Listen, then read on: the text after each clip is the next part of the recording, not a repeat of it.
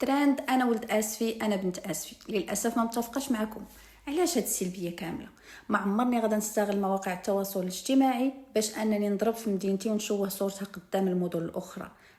ممكن نكون ما متفقاش مع بزاف ديال المظاهر، ولكن ما تعطينيش خاطري نديرها محتوى ونضرب في مجهودات الناس ونخسر صورتهم، وفي بعض الحالات نضرهم حتى في مصدر الرزق ديالهم كيف ما كيديروا شي ناس الله يهديهم.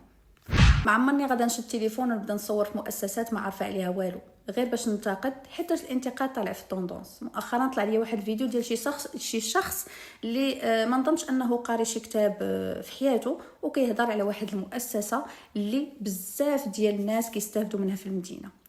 كاين مشكل ديال الشغل، خصوصا بالنسبه للناس اللي ما عندهم حتى شي كفاءه من غير دوك الدبلومات اللي ما لاقين والو في هذه المدينه.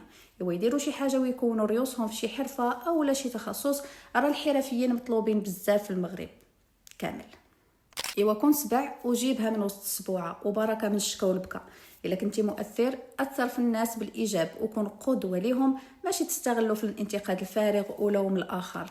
اما الا كنتي كظن نفسك ذكي وكتعطي لراسك حق تبخيس كل شيء، فراك وصلتي لدرجه ازمه نفسيه وخاصك تشوف لداويك. انا بنت اسفي، يعني مفتخره بمدينتي واصلي، وكنشجع كل المبادرات الزوينه.